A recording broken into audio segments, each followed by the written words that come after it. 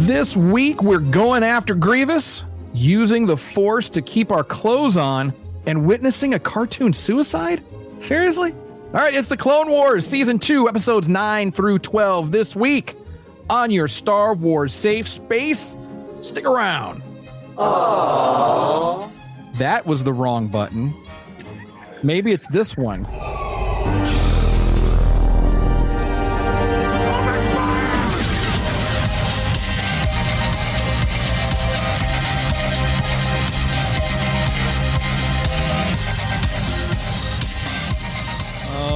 Goodness, I feel like that this button press is totally appropriate for this show. All right, anyway, howdy, Star Warriors. Welcome to Star Wars Safe Space, your non-toxic, low-sodium Star Wars show that doesn't make you feel bad for not knowing that there were a 736 named clone troopers.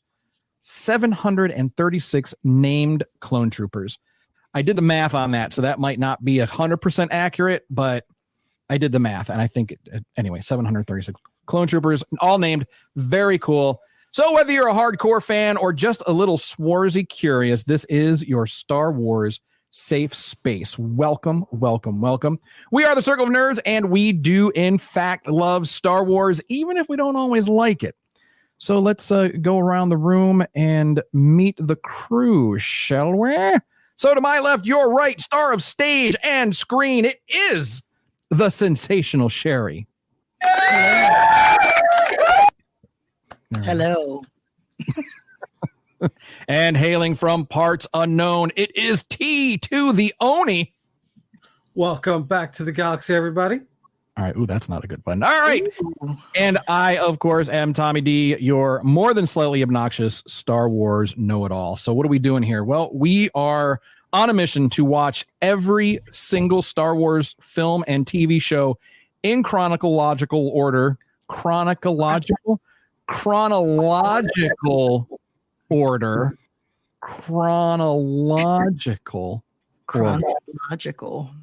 I promise I know how to speak. I know Crotch-logical. Oh, good.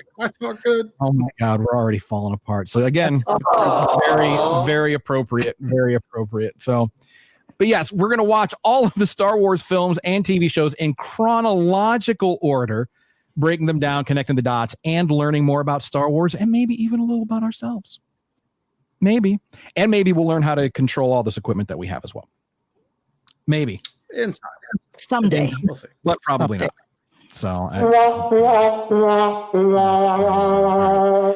this week we continue on with season 2 of the Clone Wars with episodes 9 through 12, which released in January of 2010, kicking off with a 2-parter episode, I believe. And these all take place during 21 BBY. What is BBY? You may have asked yourself on multiple occasions. I'm sure keeping yourself up at night. What is BBY? It's not the same as BBC. That's something completely different. Whether you're into adult entertainment or British television, BBC may have a completely different meaning for you. I will allow the internet to educate you on that. But no, the events of Star Wars A New Hope, the very first Star Wars film, which released in 1977, are considered year 0 on the timeline. So anything happening before the Battle of Yavin, BBY, and then anything happening after the Battle of Yavin, ABY. So you'll be hearing us use those terms from time to time in case you didn't know. So there you go. Now you know. All right, so let's get into it. Episode 9, Grievous Intrigue.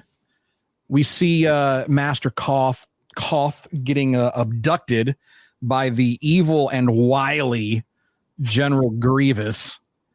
And he is crazy. He's always, but you know what? He's always having a good time. He is. He's always laughing with his asthmatic ass. And he really is. I feel like, yeah, dude. I relate to him. I really relate to General Grievous because I cough when I laugh. Look, see, you too. Me too right now. Yes.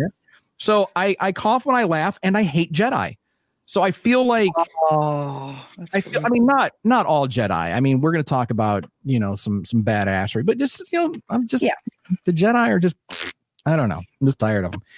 So we do see a little bit more with the Jedi's arrogance. You know, they couldn't possibly get bad intel on anything because they're the Jedi. And, you know, Yoda seemed a bit surprised to find out that their intel on, you know, activity in the Selakomai sector. I didn't take that from him. He said it's been like that lately. Yes. No, yeah, but no, I'm not saying Yoda specifically, but the Jedi as a whole, they tend to think that, you know, they know everything. Like, how could we possibly not know that? If our intelligence says that there's nothing happened in the Selakomai system, well, we're Jedi. We know it all. We know everything. I don't get that from Yoda. I agree with you. I don't get that from Yoda so much. But, I mean, it's like... Well, my thing is if a Jedi told you with some sign symbols or whatever. I mean... No. I know. Master Koth did that. I'm talking about that, though. Oh, I'm talking about after he did that. Because that was when they were like, oh, but they said. And I'm like, he just told you where they're at. Like, the fuck? Why are you questioning it? Yeah, like he just like did his like cool Jedi gang signs to like for 5 minutes. And for 5 minutes. Nobody else noticed that. Apparently, Grievous didn't notice it. Grievous did notice it, obviously. Well, he already knew. Like, and that's the thing about Grievous. Like, he is a general. He is a general, and it's like he's an idiot, but he's not stupid. Correct. Like he had the Jedi nailed down. He knew exactly what they were going to do. He knew that if Kenobi shows up, he even said Skywalker won't be far behind. Right behind him. And sure enough, that's exactly what we saw happen. So we had Anakin being Anakin in this episode. You know, this one's going to be pretty close. And Adi Gallia said, how close? And he's like, close enough to get the job done. And this motherfucker. It took you back. I was like, oh. Right. You were watching. You were like, that's close. That's close. And then we've been in 3D. That should have been in 3D. That would have been awesome in 3D because they were like, I mean, they were right there on the fleet. Then we see Kenobi. And you know what? I don't think Kenobi gets enough credit for being a complete and total fucking badass because he took it to Grievous, like lured Grievous onto the bridge of this cruiser or this escort ship, lured him on there, and then stalled Grievous. Like he was holding back against Grievous. Yeah. So it's like how bad? I mean, because Grievous is no joke.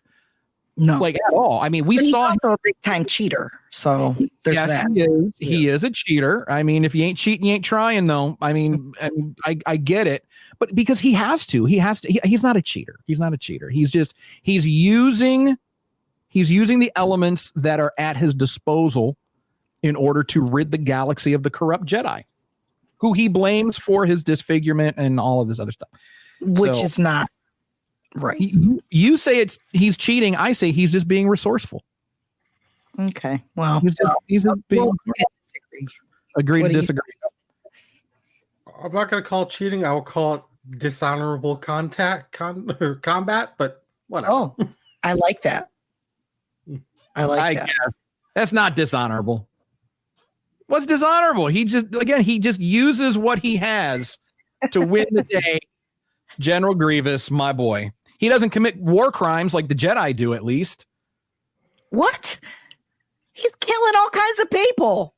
I haven't seen any evidence of that. Oh, my God. Okay.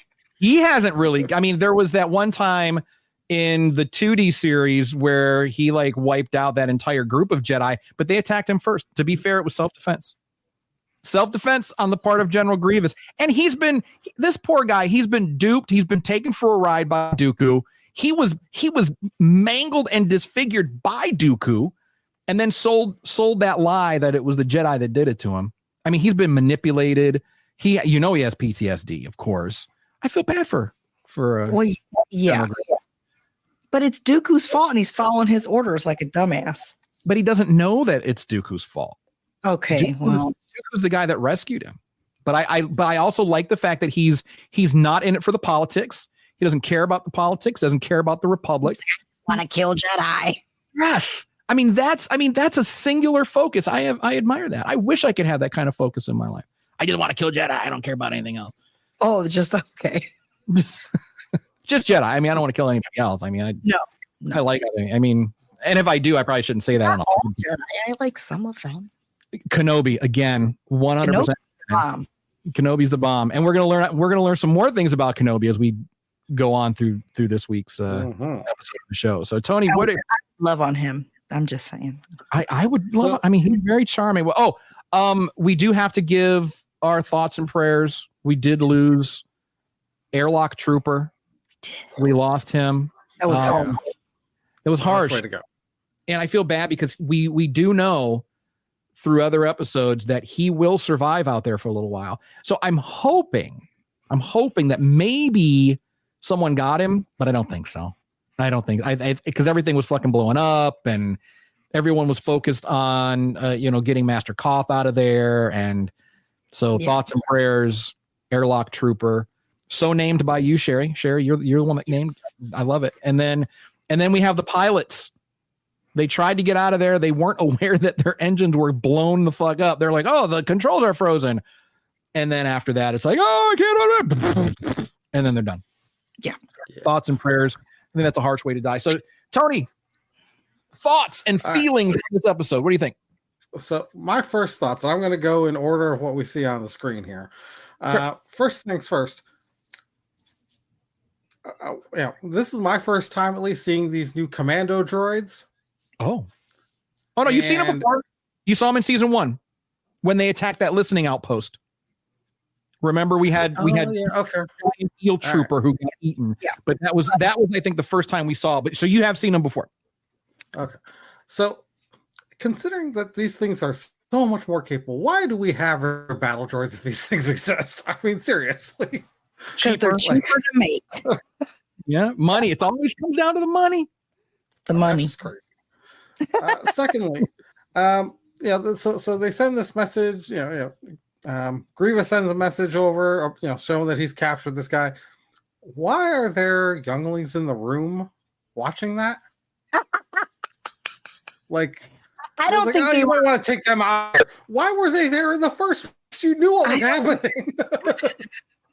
I don't think they were expecting to see a Jedi Master being tortured by Grievous. So I mean, it doesn't matter because those poor younglings, in a couple of years, they're going to be, Anakin's going to go ahead and take care of them. Spoiler alert! Oh, sorry. Oh my god! And then lastly, did they ever name the woman Jedi that went with them? Yes. Yeah, Adi Gallia. What was it? Jedi Master Adi Gallia, I believe is her name. Yes. Yeah. We see her in live too. And they did it in the when they came out of the tube, he said her name. Okay. But you're right though. I don't think we got it until the very end. Like I don't recall them saying it. So, but we do. I mean, she's like a tertiary Jedi. We do get a little bit more from her, but she's cool. She's got a great story. She's got a great backstory too. But we'll find out a little bit more about her. But she wasn't featured as much as she should have. She's a really cool character. Mm-hmm. Otherwise, this episode was just a lot of fun for all the action and everything. Again, seeing these commando droids really in action and like being legit fighters as opposed to what the battle droids are. Very cool, very fun to see. That being said, I mean, the overall storyline to me, just there's not a lot there to go on. Okay, he captured this guy. He's torturing him. We're not really sure exactly for what. Like, if his goal is just to kill, like, does this guy have information that would help him? Like, I mean, they don't really dive into that. They did it to lure Jedi. he talked about that. That was a trap. I mean, he knew because luring them in. Yeah, because remember when they first jumped into the system, when the Republic ships jumped into the system, Grievous told Koth, he was like, he said, they've come to rescue you just as I knew they would. So he knew that they were coming. I don't think that he knew they were going to come that hard with Kenobi and Skywalker, but he was ready for him. Right. It's just like, to me, they mentioned that this guy is on the council, so maybe he has some more valuable information that makes him a better target.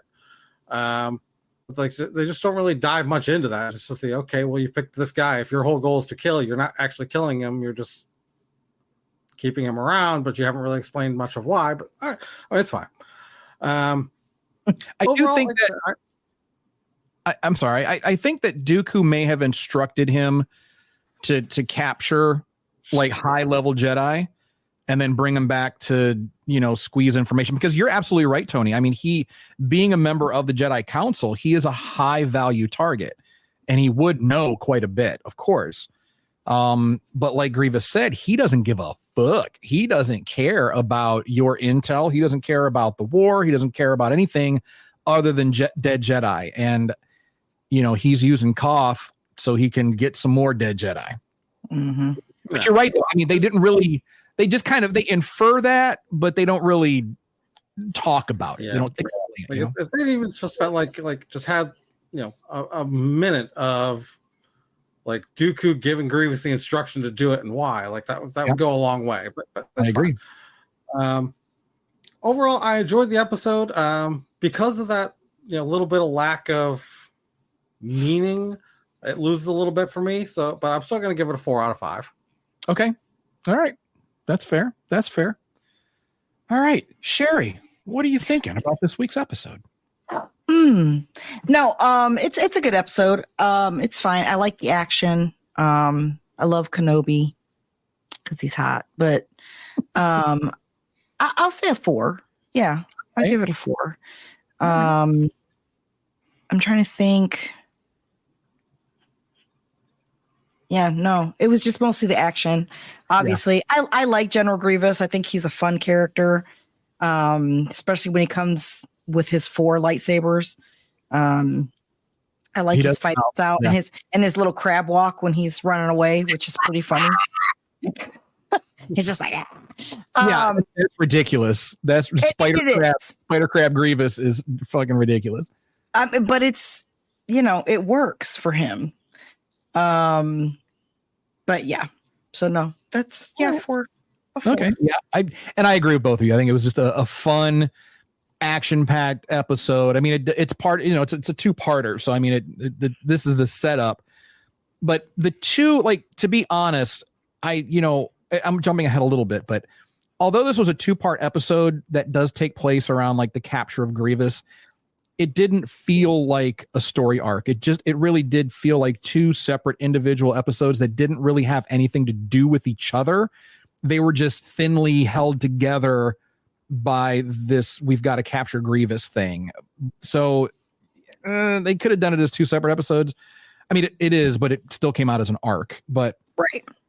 What I did really like about this was we're seeing more of the relationship and that rivalry between Grievous and Kenobi. We're seeing that really start to develop more, because when we do finally see Grievous and Kenobi at the end of episode 3, I believe it was, we get that there was some kind of a buildup between the two of them, because Kenobi was hell-bent on capturing Grievous. And we're starting to see more of why, because we very rarely do we see Kenobi disappointed in himself. He's usually always a little disappointed in Anakin, but very rarely do we see him disappointed in himself. But he was legitimately really being hard on himself for getting away. Well, I think he was pissed. Yeah. I think he was pissed off. And I think, really, I think General Grievous was hoping that it was Kenobi. And he probably knew it was going to be Kenobi to come after him. I think he likes because he can actually fight with him. You know what I mean? It's not just a quick fight and you're going to die. Right. It's you really have to work for it. Even though he cheats, but he adapts. Kenobi kicks ass. I mean, damn. I mean, he kicked his ass. He did. I'm just saying. And held back. And held back. So, yeah. Kenobi's a badass, no doubt. Mm-hmm.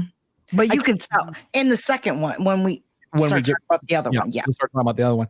I get, and now that you had mentioned it, Sherry, when you talk about Grievous almost needing Kenobi as that true worthy opponent.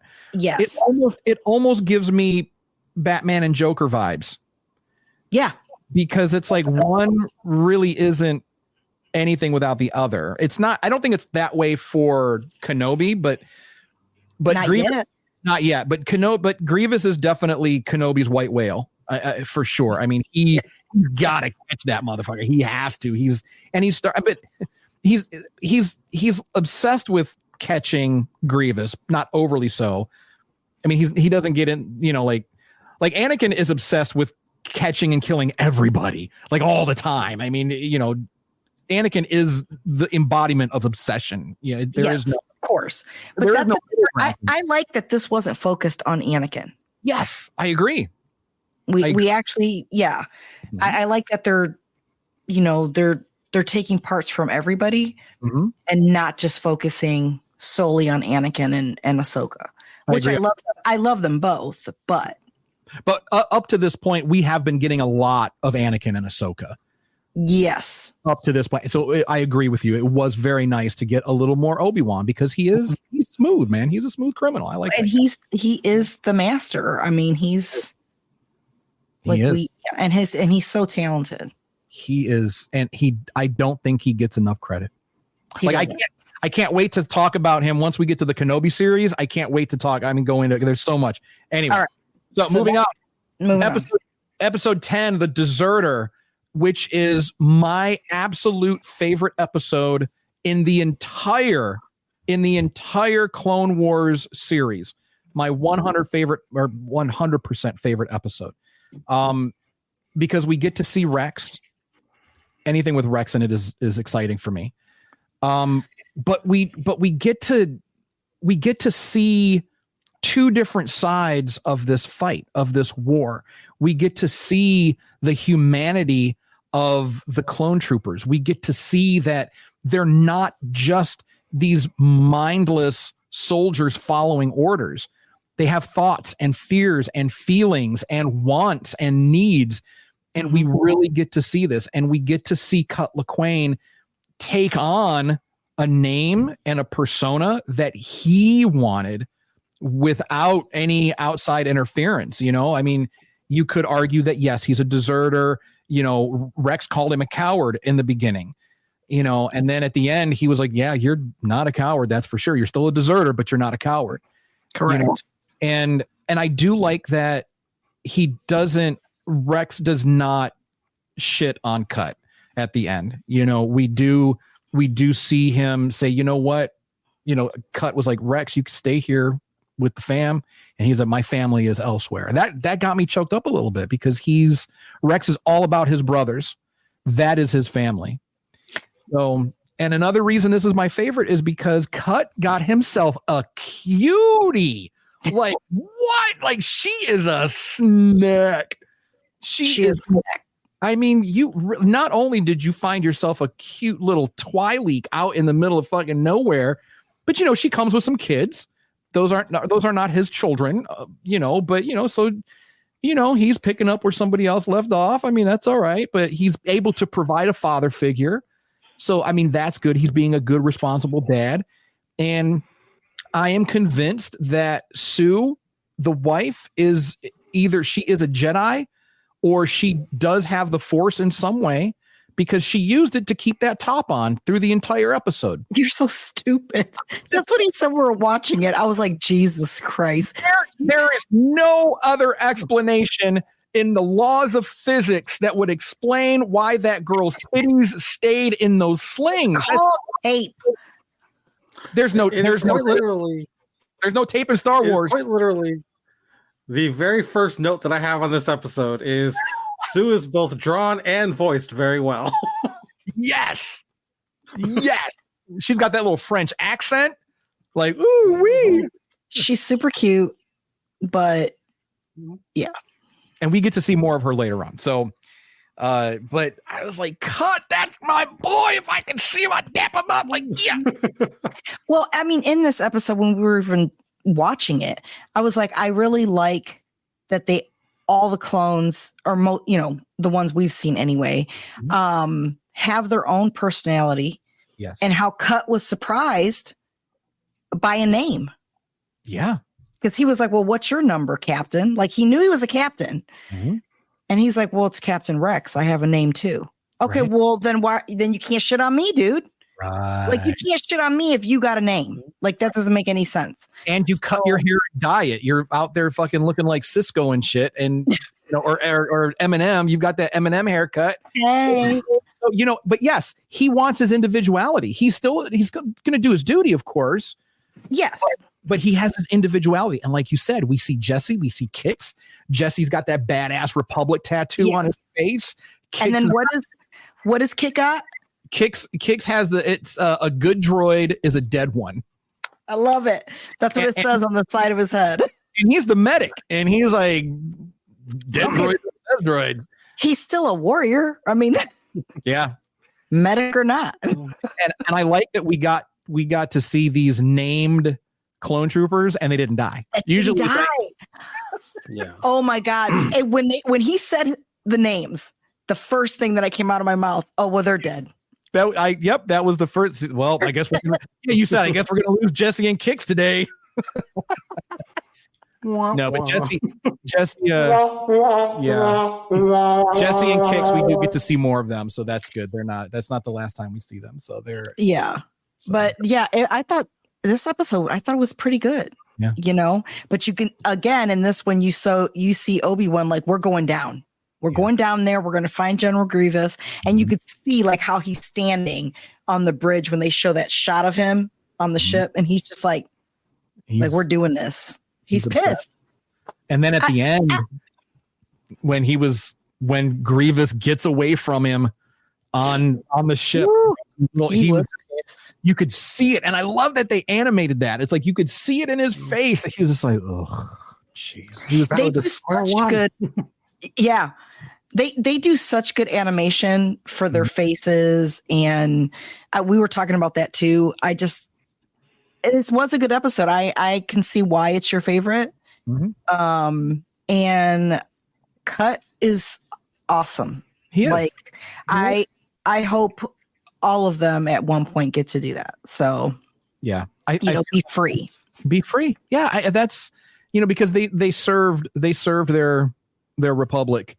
And hearing Cut's story, you know, I mean, it's like, yes, he ran, but what was his choice? He knew he was going to get killed. So what? And he didn't abandon his brothers. No, he stayed as long as he could, and then he. So I wouldn't even say that. I wouldn't even call him a deserter. He just didn't come back. I mean, I know that technically, yes, that is desertion, but but he. I mean, I wouldn't leave Sue either. I'm sorry. Go ahead. Arrest me. I guess I ain't coming back. I'm good. And I do think that you're right, Sherry. I don't think that clones can reproduce. I'll have to look. I don't know. I would think that would be one thing they would take away from them. Engineered out of them. Yeah. I don't know if they can reproduce, but so if that is the case, then to find this beautiful, tough woman with these two children, knowing that you can't have kids, but now you do have children that you can father. Yes. He's living the dream for him anyway. He's living his dream, dream. Right. So I love it. They do touch on PTSD a little bit. I like that, talk when Cut, you could see on his face, and then, we get a shot of Rex, and Rex is just like, he gets it. We do get more about PTSD in this series, but they really do go into it more once we hit Rebels. They talk about it a little bit more. So it was a great episode. They're still humans. It's not like these are robots. They're still freaking humans. Right. So, and the fight scene when they accidentally turned on those poor kids. Right. When they turned on what were they? They're the commando droids, yeah. Commando droids. But both of them kicked 20 commando droids' ass. Yeah. 20. Yeah. Protecting his family. Mm-hmm. And Cut took it to him. Rex was getting those headshots. I love it. I love it. Like I said, this is my favorite episode. I have a favorite arc later on. It's Umbara. That's much later. I'm just saying, but when we get to the Umbara arc, break out the tissues. I'm just saying, break them out because we're all crying. And I hope that we film that because I've seen the Umbara arc a few times. I'll go back and I'll watch it just because it's so good. And every time, what? So what'd you think of this one, Tony? Because it's pretty good. So I will go ahead and give the rating right off the bat. This is definitely 5 out of 5. And obviously I don't have the future knowledge that you do, but I'm going to agree with you so far that this is my best episode. Oh, okay. Now, as far as my particular notes, I mean, we mentioned, the clones are still human beings, and there's a conversation between Cut and Rex where, Rex is like, "You swore an oath to the Republic," and it's yeah, but if the clones were bred specifically to do this thing, they weren't given a choice. And so to me, I don't care that you swore an oath. Like, I mean, essentially that's saying you agreed to be a slave. Like, no, that's not how that works. You can't. Right. They were born into it. It really makes you think about like how fucked up is the Republic for even having a clone army if this is how it's going to be done. Yeah, it's like getting drafted. As a vet, I don't consider when they're angry about what happened to them, it hits a little different. Sure. When they were drafted. Mm-hmm. When you join, you join. You sign the dotted line. I get it. Volunteer, that's on you. You volunteered. But so yeah, I just talked about this at the hospital with a vet. We were talking about that. But yeah, so yeah, they were forced to do it.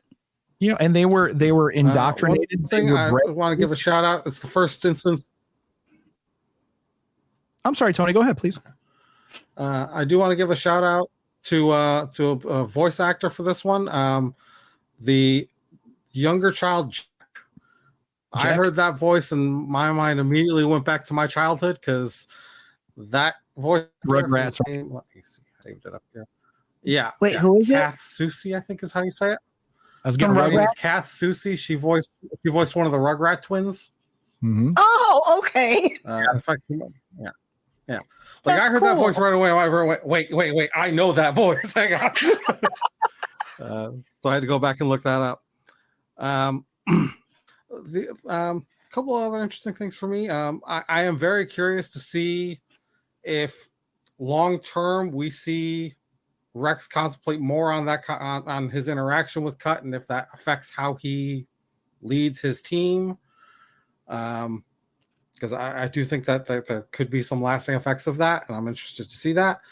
Mm-hmm. And then the ending sequence, as far as that subplot is concerned, where the kids accidentally activate the droids.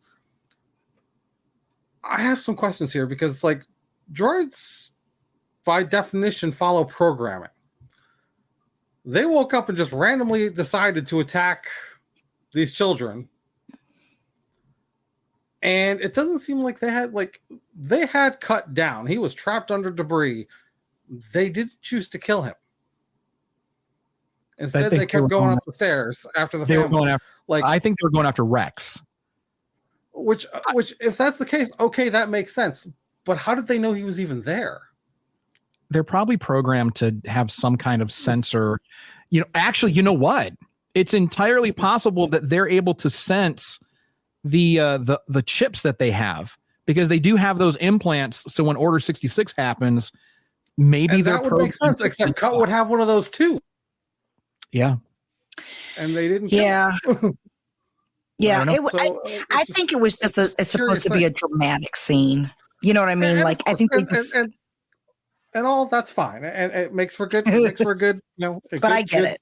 Suspense and everything else. But it just like it triggers in my mind that that doesn't quite make sense. How did Right. They had cut right there. They could have easily sauced him, and that would have been it. And then it's that good old plot armor. Yeah, basically. Or they were just thinking story. Or maybe the immediate threat was Rex, because Rex was still armed. So maybe they're able to. I don't know. Okay, but that was armed. He's not right. at that point. I get it. But I get it, Tony. I get it. It's just one of those little things, Yeah, it was interesting. And then I guess the big thing for me is that like I know it's the title of the episode, The Deserter. Yes. But to your point, like this is essentially the second part of a 2-part story for going back to the previous episode. And yet, to my mind, the entire chase of Kenobi going after Grievous, that's the B storyline. That's not the A. Like, and by the end of it, I barely even care about the fact that was even going on. I'm more focused on this interaction between Rex and Cut and his family than I am with that. I agree. That was the story. I agree.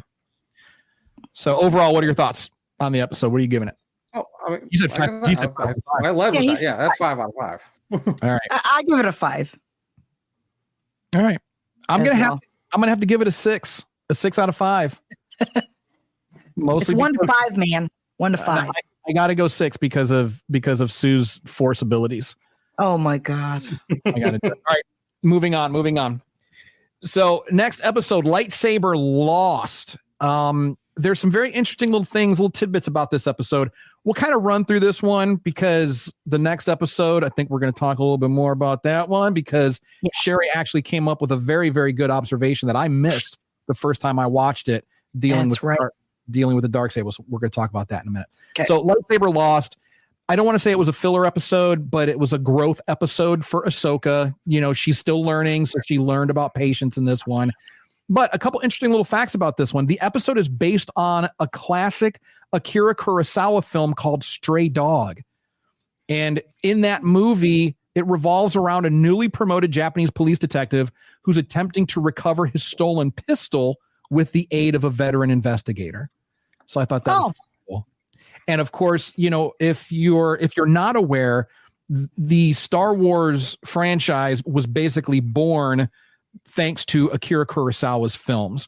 So George Lucas was a huge fan of Akira Kurosawa samurai films. And the very first Star Wars film, Episode 4, A New Hope, was based off of the Akira Kurosawa film, The Hidden Fortress. So if you go back and watch that Akira Kurosawa film, you will definitely see the similarities because really, if you think about it, Star Wars is a samurai movie in space. I mean, the Jedi are very clearly, obviously, space samurai. So, but I thought that was neat. I didn't know that. I learned that today about the movie Stray Dog. So I love that. So that's what this episode was based on. Okay. Also, if you go back and watch it, and I didn't pick up on this, but there is, like, when they're in the hover train station, one of the destinations is for Burbank, California. So I thought that was interesting. And so does that mean, if we wanted to like really, really do a deep cut and deep dive, does that mean that Earth is canon? Earth is an actual legitimate place now. Maybe Terra or Gaia. One of the two. But they refer to it as Burbank. But it's Burbank. Yeah, no, but I'm saying like it would be Terra. Usually in the space. In space, even in modern times, they would refer to it. Yeah, it's rarely referred to as Earth. But that's okay. But Burbank is out there, so I'm just like, I mean, I know the writers do it as a joke, but for nerds, you know how we are. You know how we do. Nope, absolutely. That's canon. You made it. It's canon. You made it. That means Burbank exists in Star Wars. It's like when people were talking about like the extraterrestrials. We see them. Well, we see in a few weeks, but we see the ETs in the Senate. We see them there, and in the movie E.T., when E.T. sees someone dressed up like Yoda, a little kid dressed up like Yoda, he points and says, home. So Yes. clearly, Yes. modern Earth exists in Yes. Star Wars. All right. So anyway, so this episode, again, it was, a growth episode for Ahsoka. We do see Ahsoka using some of Anakin's tactics, much to the dismay of her veteran, counterpart there. Master Well, Shinobi. He told her to calm down. He's like, Ahsoka, calm down for a second. And He yelled at her for a second. he did. I like. She lied to Annie about the whole situation. She kept that shit from him. So I thought that was interesting. My big question for this episode, and then I'll shut the fuck up. But my big question for this episode is, shouldn't the Jedi be able to sense their lightsabers? There's a whole ritual and ordeal that you have. Making a lightsaber is not an easy process. I mean, that shit could literally blow up and kill you if you don't do it right. They're supposed to have a connection and they're attuned to it. So but to be fair, Ahsoka has a problem with focus, and we've seen that. So maybe she wasn't able to focus clearly, like what was his name? The older Jedi that was with her. Yeah, Anube. Was it Anube? Sinube. Right. Sinube. So like when he told her to relax and you'll feel the others' anxiety, calm your anxiety, you'll feel others, which is a great message for this episode, and we can all take that to heart. Yes. I still feel like, and maybe that's the point, is that she wasn't able to calm and get and achieve that focus, so she wasn't able to sense her lightsaber. You know what? Now that you say that about lightsabers, this whole time we've been watching all these shows, not once has that came up. So is that canon that they go out? Because to me, someone just handed her a friggin' lightsaber. I mean, No, they construct. That is canon. They do construct. They have to find their own crystals. So why wouldn't they? I think that would be a whole episode just trying to find. I think that would be a great episode. It'd be a filler, I agree with you. I think my understanding, correct me if I'm wrong, Tommy, because I know you know the history of this better than I do. Maybe is that this is part of the younglings training to become a Padawan is building their own saber. Yes, but they have training sabers though too. I think they're given training sabers, and once they become, they become a Padawan, I think that's when they actually build their own lightsabers, and you end up building and rebuilding new lightsabers throughout your Jedi career. But I think the younglings are just given, like, they just have a box of training sabers hanging around. That way they don't kill each other. Yeah. Or are able to defend themselves from rogue Jedi masters who come to slaughter them later on. Yes. Okay. So thoughts. So thoughts on this episode. This episode was it was a filler. It was a fun filler. I do like to watch the progression of Ahsoka, and I like that she's basically getting trained by multiple masters. Yes, because Anakin is not. I don't want to say he's not a great master, but he's absentee. He's out. I mean, they keep sending him on missions and shit. No, it's not about that. It's emotionally. Emotionally, because she is picking up some of his shitty habits. Very true. Some of them are okay, but the other Jedi, because Anakin is a young Master Jedi. Yeah, he's a new man. He's new. He's a baby. He's in his 20s, like early 20s at this point, I think. Right. So he's straight up a baby. So I do like that we see that, because obviously when we see Ahsoka later, you kind of understand where she got all her different outlooks, I guess, to be a Jedi. I love it. And I knew, like, as soon as she pointed him out to her, or the librarian pointed him out to her, I knew damn well this was going to be a learning process for Ahsoka. Another lesson episode for Ahsoka. She's like, come on, Gramps. Right. And she does need to learn patience. And I think it was an emotional episode, and it teaches us emotionally, like, you know what, you need to, like, sometimes just sit Yeah. Slow down. Slow down, close your eyes, listen to your own heartbeat and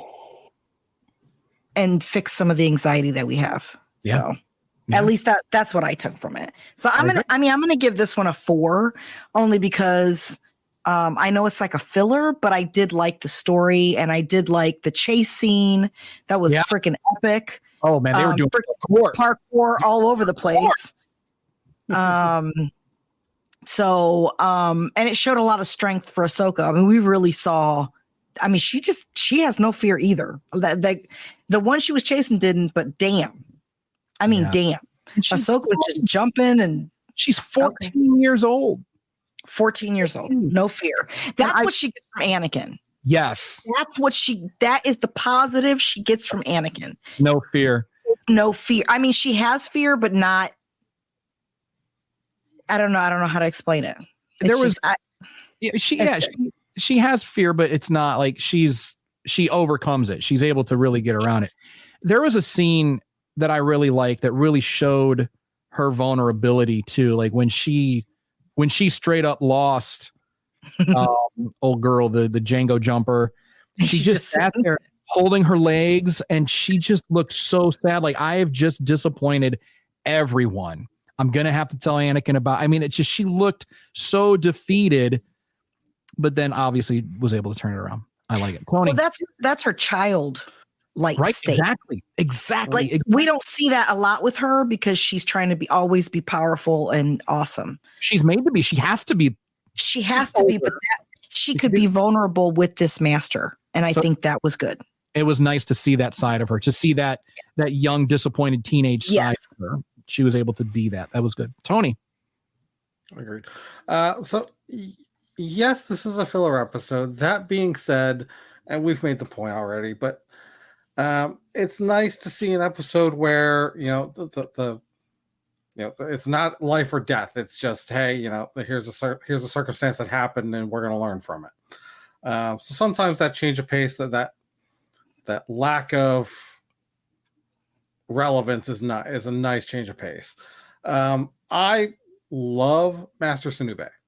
Absolutely love him. He's great. He's got dad jokes.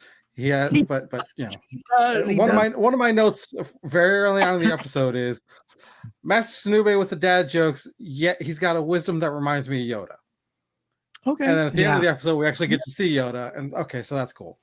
Okay. And it's something that I think we lose a little bit of in our society too. Is that when we first see this guy, it kind of seems like, okay, old doddering old man. They're not putting him out to pasture, but they're not giving him anything to do. And he even says, it's been a long time since I've had an active mission. But I mean, boy is still capable. I mean, he's got a cane saber that is awesome. Yoda needs to get one of those. Right? It's badass. And he beat that girl with that cane. He knocked her the fuck out with the back of the cane. And he handled himself with his lightsaber too. I will say, we started the classic fight on top of a moving vehicle, but I was pleasantly surprised to see that they just smartly decided to fight inside the train instead. Which was nice, because usually you see that battle continue on, and you're like, all right, well, something dumb's about to happen. Let's see how it goes. And unfortunately, I noticed it. I don't know how many other people did. There's a point where during the chase, Ahsoka ends up kind of hanging on a moving billboard essentially, but it's Palpatine. He's talking, and I went back and listened to it a couple different times, trying to get the sense of what he's saying. It's an interesting bit of propaganda coming from him. Interesting little bit of storyline there. They don't for more power. He's asking for more control. He's like, we have to control more. We need to get more troops out there. Of course you do, you motherfucker. So I thought that was good. I will overall give the episode a 4 out of 5.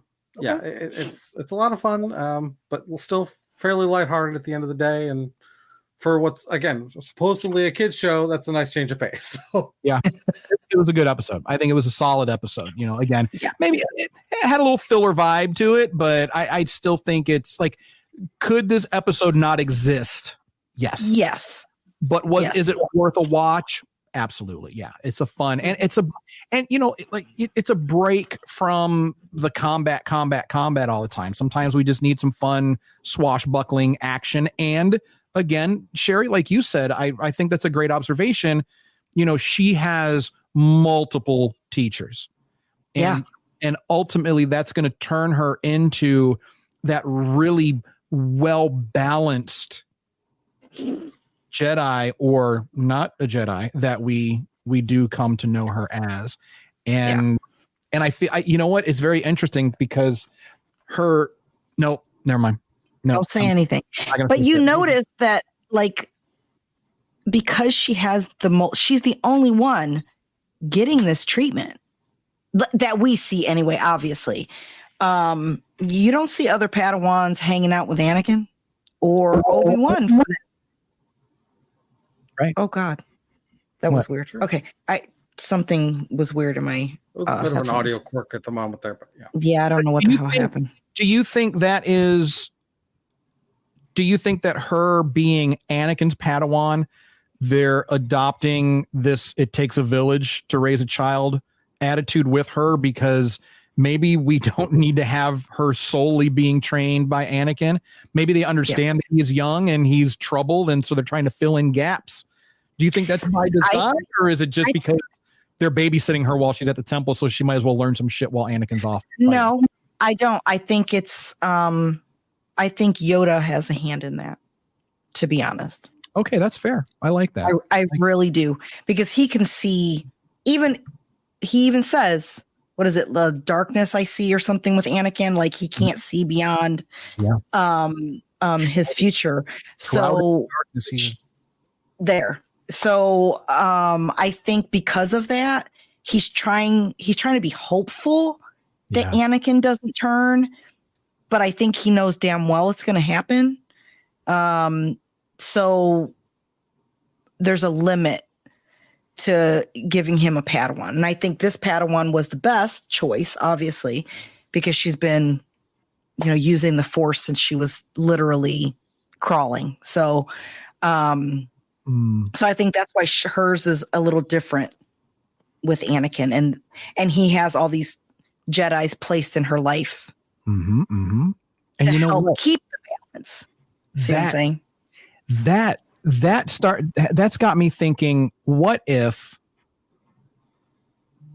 everything you say I agree with, so what if this is, like you said, maybe Yoda knows, like he knows damn well that that he's going to turn. So maybe they're trying to equip Ahsoka with what she needs to keep him from turning, or to keep him, or to bring him back if he does turn. So I don't know. That's a really interesting theory. I like that. I think, but things happen the way they happen, as we know, but maybe they're just grooming her to be, his balance, to bring him back, because he does listen to her, and they do compliment each other very well. He does. Yeah. Episode 12, The Mandalorian Plot. This is the first episode in a 3-part arc. So looking forward to seeing the rest of this. So a couple of little interesting tidbits about this show. Dave Filoni spoke about this was the introduction of Mandalorians in canon, basically. We're the only other time that we've seen Mandalorians has been Jango and Boba. So other than that, we've gotten all of our Mandalorian content from the expanded universe, which of course became decanonized, if that's an actual word. I don't know. So this is our introduction. This is the official introduction to Mandalorian culture as we have known it to become. And it's very interesting, the bits and pieces that have been taken from the EU in order to draw on this and populate all of this new content. So Dave Filoni said this, in his words. Dave said, "This is how George has always envisioned the Mandalorians.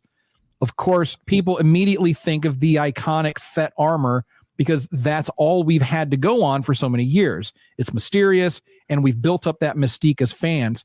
But Boba and Jango Fett aren't necessarily what I would consider accurate representations of the Mando culture. They're bounty hunters and outlaws, totally rogue.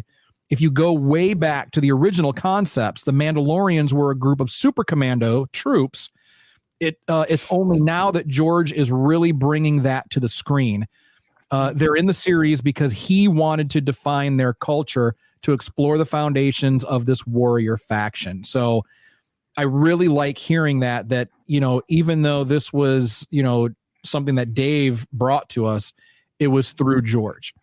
And it's also interesting because even in this episode, when Obi-Wan says, well, I've only met one Mandalorian and it was Jango Fett.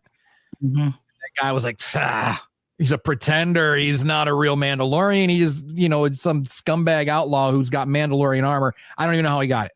So they know about the Fetts, but they completely disavow them as Mandalorians, which does go along with what we've heard from George. George himself has said, I never said that they were Mandalorians. He has said that himself. He said that they had Mandalorian armor. He never said that. However, when we do watch the Mandalorian TV series, there is some things that may contradict that as well. when Boba Fett is on scene and we see his chain code and all that. So there's still some mystique surrounding the Fetts, which I like. So there's still some mystery as to Boba Fett's, his true origins, and Jango Fett's true origins. So I do like that. So that's what he said about Mandalorian culture and how we're experiencing it now. And I was very excited to read that. Also, the elongated shape of the Mandalorian helmets in the Clone Wars was inspired by Boba Fett's character in the Star Wars Holiday Special. So if you get a chance, the Holiday Special is a work of art. It is on many levels genius, but the animated short about Boba Fett was very cool. But the concept, the designs of the Mandalorians that we see in the Clone Wars, of course, it's all stylized, this animation anyway. It was inspired by that. Okay. Also, the character design for Duchess Satine and her royal guards were based on abandoned character design concepts for the Phantom Menace. So the stuff that she wears is basically hand-me-down clothing from Queen Amidala. This is stuff that didn't make it on screen, but it was part of concept illustrations. And the royal guard designs were concept experiments with the Sith. So basically, okay. they're getting the hand-me-down stuff.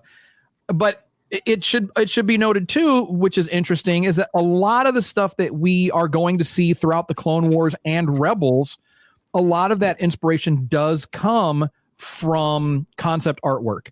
So these are just abandoned designs that never made it to screen, but now they're drawing inspiration from that. And we will see it a lot in Rebels, but we are going to see it a bit more showing up in the Clone Wars. There's a couple of bounty hunters that have early Boba Fett designed helmets. So these were helmets that were initially, sketched up concept for what Boba Fett would eventually look like.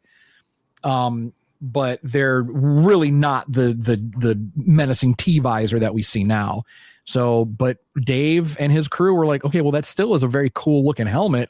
Let's use it for this guy, or, and all these things. So I like the recycling, and it's, also it pays tribute to these artists that worked hard to come up with these designs, and now their designs won't be forgotten and they're brought into canon now. And I think that that's beautiful.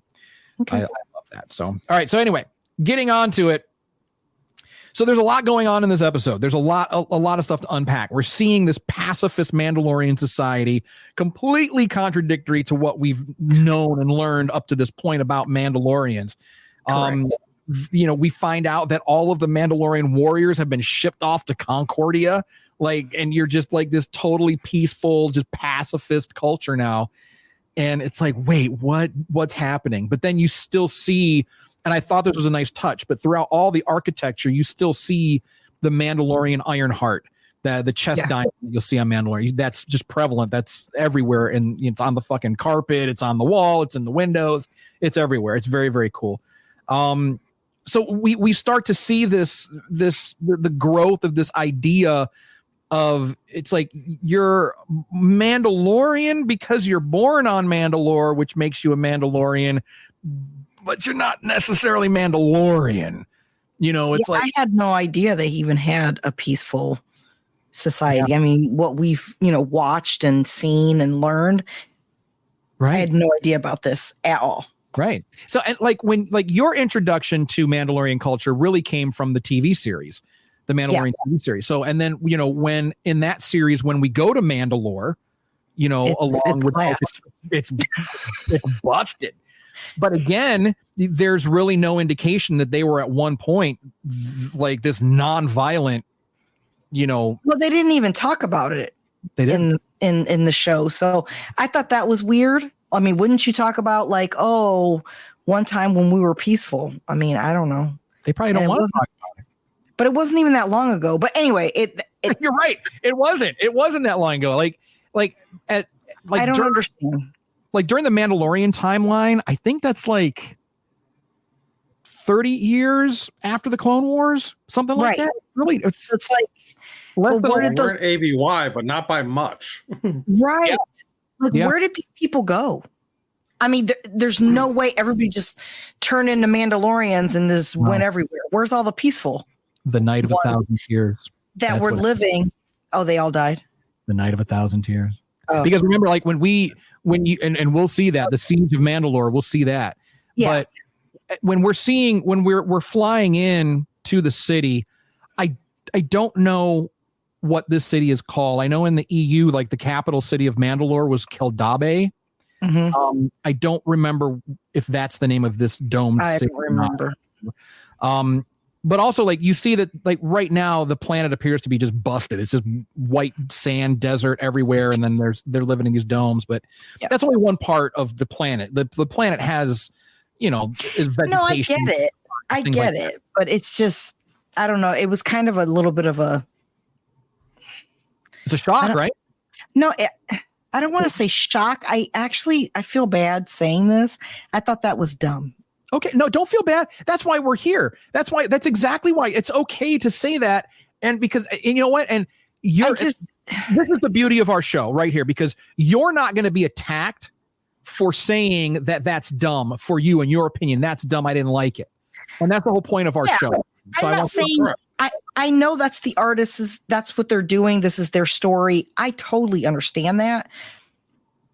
But with all I know about Mandalore or Mandalorians, obviously, because, you've been in the Mandalorians for a while. Yeah. But all that I know about them, this just came out of nowhere for me. Like, I was like, peaceful? What the hell is this shit? Like, I just thought there was Mandalorians and then there was the Death Watch. Because I thought there was, you know what I mean? Like, I thought there was the religious side. Mm-hmm. And then Death Watch. But now you're seeing that the Death Watch, like what we see in the Mandalorian TV show, that's the Death Watch. The people that rescued Din Djarin, that's the Death Watch. The Death Watch saved his life during the Clone Wars. But this, that's some nasty shit. So yes, the Death Watch is some nasty. They are extremists for sure. There's no doubt about it. I understand why. They're like the Mandalorian. They're like the Taliban, basically. They're the extremists. They're the purists. They're like, we want to return to our purest Mandalorian warrior roots.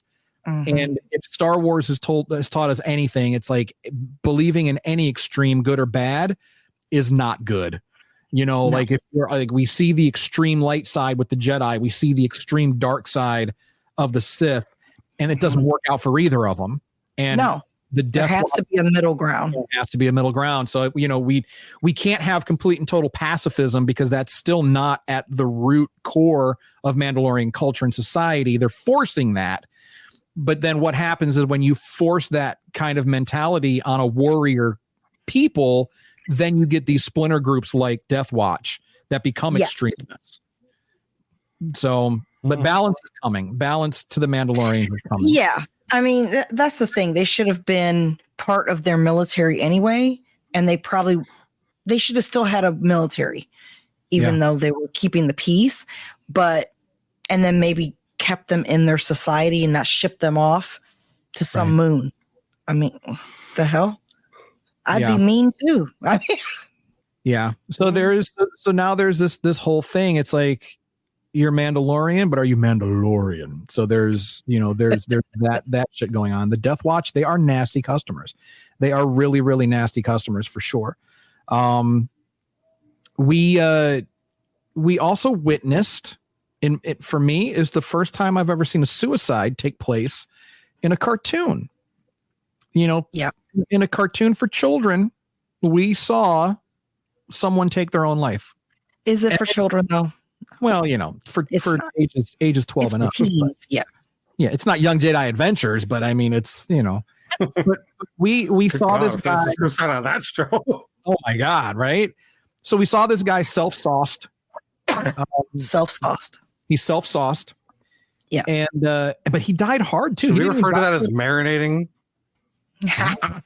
Okay, so he marinated. He marinated. Well, no, because when you marinate, you're coming back better. Yeah. No, he unalived. He unalived himself. Oh God, don't say that. I hate that. Unalived shit. That's a proper. It's term. Not. Fucking died. You're not allowed to say death on social media. Oh yeah, unalive. No, you died. You fucking died. I hate that. That's TikTok culture that's doing that. I'm going to turn into grandpa for a minute because like unalive. We can't even say dead anymore. Like why is that so bad? Anyway, so suicide on a kid's show. I thought that was a big deal. That's kind of important. It was they took that jump. They took that leap to show that. And I think that right there kind of cements the fact that it's not just for kids. So, people always get shit on. I see this online a lot. People make fun of people who say that Star Wars, the Clone Wars, is a dark and gritty show. And they make fun of people who say, well, this is a kid's show, but it's dark and gritty. And I think if you're making fun of other people, well, first of all, fuck you for making fun of people for liking something the way that they like it. But also, this series, and we've seen it so far, this series can be dark. And yes, it can be gritty. Is it dark and gritty? Is it dark like Band of Brothers or Platoon or, like a really like hardcore war movie? No, of course not. But for something that is supposedly intended for kids 12 and up, preteens, they're dealing with some pretty adult themes. Well, I think that's helpful emotionally for some teens that are going through, the whole suicide thing. To be honest, I think that's like a teachable moment. Like, you don't have to do that to further your cause. Right. Like if you get so extreme, if your belief system, has you like having to kill yourself upon failure, then maybe that's not the healthiest belief system for you. Maybe that belief system doesn't work in your favor. Like Vizsla, he fucking capped one of his own boys for not catching Obi-Wan. Yeah. What the fuck? He was like failure. Pew! Killed one of his own boys. That was fucked up. Yeah. I mean, fucked up. It was totally fucked up. The other night I was watching American Gangster. I don't know if you guys have seen this or not. Denzel Washington. Okay, so it's based on a true story. As I'm watching American Gangster, I'm like, all right, Denzel, okay, you're fucking gangster. You got this. All right, cool. But then he starts doing dumb shit and he starts shitting on the people around him. And that's when things start to unravel. He starts really being a dick to the people that are in his inner circle, and it's like, motherfucker, just stop, man. Like you're good. You're the king of Harlem right now. Like literally you're bigger than I watched this with you. Some of the end. I saw that. Oh, okay. Yeah. Okay. Yeah. So it's like, you are the king of fucking Harlem, my guy. Like you are on top of we're bigger than the mob, the Italian mafia at this point in the fucking, I think 70s or 80s. Yeah. But you're shitting, you're being mean to your brothers. your literal flesh and blood brothers who came from South Carolina to come help you build this drug empire. You know, you're just being a fucking dick to the people who are closest to you. And that's pre-Vizsla. That's what he's doing, because he's so wrapped up in this idea of what Mandalore should be that any failure is seen as weakness. But he failed himself.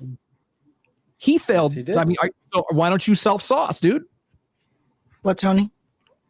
I'm just agreeing. He absolutely failed. He failed. So now maybe one of your boys should cap you, you fucking piece of shit. And you know what, Sherry? Tell them about the Darksaber, because you brought up a very good point that I didn't see before. So the thing about the Darksaber, at least what I know of it, is when you fight somebody that's using the Darksaber and you beat their ass, you get the Darksaber. Mm-hmm. It is now yours. Yes, that's a fact. Obi-Wan beat his ass. It should be his. Now, Obi-Wan wouldn't want it because he doesn't care about that shit, but it should be his, even now, because that's the first fight that we see. He is the true owner of the Darksaber. Tony? So, in that fight, Obi-Wan disarmed him, and I noticed that right away. I'm like, all Obi-Wan has to do is force pull that saber to himself, and he is the rightful owner of it. Mm-hmm. But the battle didn't end there, and even though Vizsla walked away from it, like, yeah, Obi-Wan won, but it's not a decisive victory. I mean, that's the same thing as saying, well, he beat Grievous because Grievous had to run away. Like, Grievous is still around, so it's not a defeat in those terms. But Vizsla, right? No, you're right. But Vizsla did push out and be like, "Get him, boys! He's kicking my ass. Get him, boys!" Yeah. What a bitch. He's such a Pre-Vizsla's a fucking little bitch. But that's what I'm saying. When he said that, get him, boys. Yeah. You are defeated right now. Like, yeah. I don't, you're defeated. You got because other people had to fight for you. If Obi-Wan wasn't saving his girlfriend, we'll talk about that later. Mm-hmm. I don't think he knew. Obviously, Obi-Wan doesn't know anything about the Darksaber. No, because he would have forced it to him and been like, well, I'm keeping this shit. It's cool. Yeah. But Obi-Wan is better than that. He's better than that. Yeah. Honestly, like, and I have it in my notes here. Like I said, I saw it right away. He disarmed him. All he has to do is pull that saber to him and a whole lot of shit changes. Yeah. However, realizing that Satine is a Kryze and how obsessed Bo-Katan is with this thing. Jish, we don't know that yet. Yes, we do. They say Satine's last name in this episode. Yes, they do. Yeah, they do. But we haven't met that other person yet. So we haven't met her. Okay, fine. I'm just going to say, from what I know, that's a big one. That's a big one. Like, it's fine. If he had taken the Darksaber, I'm very curious what his relationship with Satine would have looked like. Right. Well, I mean, let's talk about that relationship with Satine. Now you know right away they were fucking. I don't give a shit what anybody says. Mm-hmm. He might not love her. He might not love her as, you know, the Jedi can't love or whatever. But there was some mommy daddy time between them. I don't give a shit what anybody says. I think it's at least touching. I think it's the exact opposite. I think that there was love there and still is love there. Like the love that you're not allowed to love by the Jedi, like in love. I really don't. That shall not be named. I really don't think there was a fully realized physical relationship. I think Obi-Wan is too Jedi for that. He is too Jedi. I don't think he's a man. I don't give a shit. Obi-Wan is better than most men. I don't think he hit it. He hit that shit. Well, I guess I was in love with her. Possibly. Tony? I guess here's the thing: is like, depending on how you view the Jedi rules of attachment, I think a physical relationship is less threatening to the rules than an actual "quote unquote" love relationship is. So Yeah. if you're saying Obi-Wan is too much of a Jedi to have committed a physical relationship, then I would say by definition he's all much of a Jedi to have fallen for her. I think it's more plausible that he could stay within the rules of the Jedi and bang one out, but not have an actual relationship as defined. But he's also a gentleman. Well, that doesn't mean anything. I don't think he hit. I really don't think that he hit. I think that he was, and in many ways probably still is, in love with her, but I don't think he hit it. There has to be, there's something. I think he hit it. See, this is where I have to admit that I was so intrigued by this episode that I went ahead and watched the rest of the next two. But I won't. Don't tell me because they asked some of these questions. Yeah, it's a good story arc. It really is. I mean, obviously it's all Mandalorian shit, so I'm excited about that. But it's good because we do get to see, as this arc continues, we do get to see more into the mind and the emotional state of Obi-Wan Kenobi. So we do get more Obi-Wan, which is great. Cool. We get more Mandalorian, which is great. So it's great. I'm telling you, this is the Clone Wars is peak Star Wars, in my opinion. The Clone Wars animated series is by far better than any of the films combined, in my opinion. That's just me. But it was allowed to be better because it's got so many different stories it can tell, and it had more time to do it and more space to do it in. So it may have an unfair advantage, but I still believe that Star Wars, the Clone Wars, and probably Rebels, because I haven't seen all of Rebels, and so I'm really looking forward to watching that because I haven't seen all of Rebels. But the Clone Wars, absolutely peak Star Wars. Yeah, so, I thought it was decent. I liked it. Like I give this, I don't know. I like the story and everything, but I for me it was probably like a 3.5. Okay. It was, yeah. All right, no, that's fair. That's fair. Yeah. Tony? I would go with a 4, and I want it to be more. The problem with this episode is that they keep referencing a history that we don't know about yet. And correct, and I'm sure they'll get there, and I'm looking forward to that. But if I have to grade this episode on just what we saw on screen, it loses a point because there's a ton of references to things that I don't have a basic understanding of yet. All right, that's fair. All right, I'm giving it a 5 out of 5 because I like this episode a lot. Not 6 out of 5, like the deserter. I mean, because there's no Force titties in this one, but you get Mandalorians, which are almost as good as Force titties. But I will say this is a great episode. We got system. Then you got the Mandos. Then you got you got Force titties. Then you got Twi'lek farmer Force titties, and then you've got Mandalorians. Just barely edging out. The Mandalorians are the farmer Force titties. Just barely. Anyway. So wait. What about Amidala? What about Amidala? She's got to be in that list because they draw the shit out of her. They do draw the shit out of her. She's got a nice ass though. She does. She has a nice butt. She doesn't have an ass. They draw the shit. She comes in just below the Mandalorians, and the reason why is because as great as they draw her, I am way more scared of Anakin than I am of Cut. That's fair. That's fair. That is big truth. That is big truth. I'm not messing with you. You would force choke all of us for that bitch. But then oh, never mind. That's a different. We might like it. I bet she force chokes her and she likes it a little bit. Anyway. Oh, she does. No, not the last time he does it. She sure doesn't. Oh. Sorry. Anyway. So, but anyway, great. Yeah. Great episode. One thing I did two things. I'm sorry. One, if you're familiar with the video game Star Wars Outlaws, it's getting a lot of backlash for a lot of different reasons. But one of the things that they were talking about that they didn't like is that the protagonist in the game, Kay, she regularly, when she encounters stormtroopers, if you sneak up behind them, she can like knock them out. She like fucking punches him in the back of the head and knocks him out.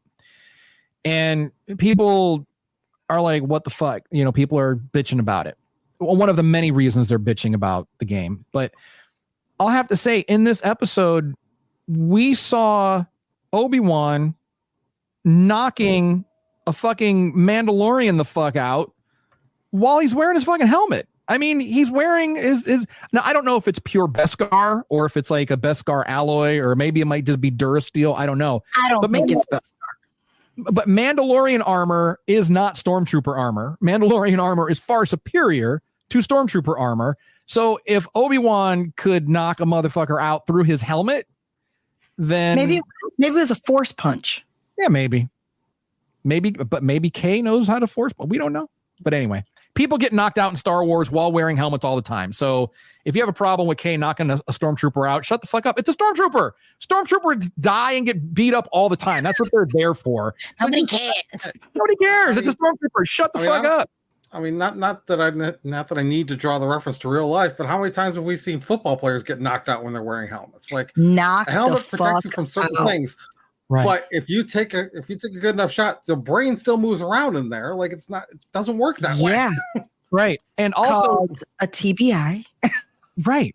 And also, if we're going to reference real life, when was the last time you saw someone use the force to move something? When was the last time you saw all the time I see it. All the time. Pisses me off too. People fucking trying to reference real life physics.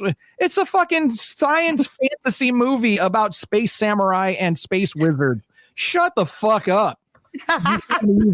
Earth real physics. I'm just saying, for those people, like, I'm just saying, in this case, Earth physics agrees with the fact that you could be knocked out. Yes. Yeah. That is correct.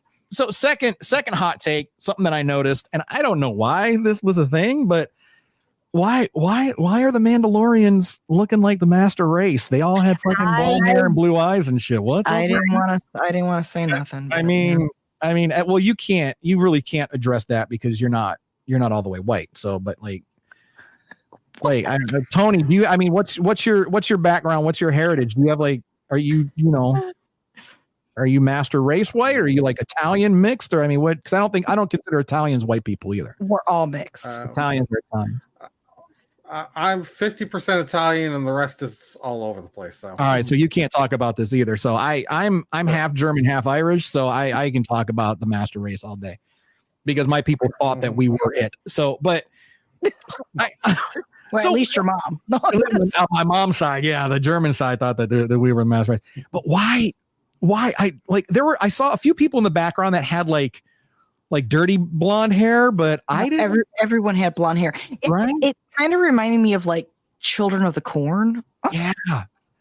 I want to look into that and see if there's like an explanation. I'll look that up and see if maybe we can discuss. They kind of look like Ken dolls. Yeah, and they had like cool. You know what? Now that I think about it, because a lot of them had like almost like the slick back Viking mohawks and braids. Maybe that's what they were going for. Maybe they were trying to go for like a Viking culture vibe. Since Mandalorians are a warrior culture, maybe they were trying to go with the Vikings. What was that guy?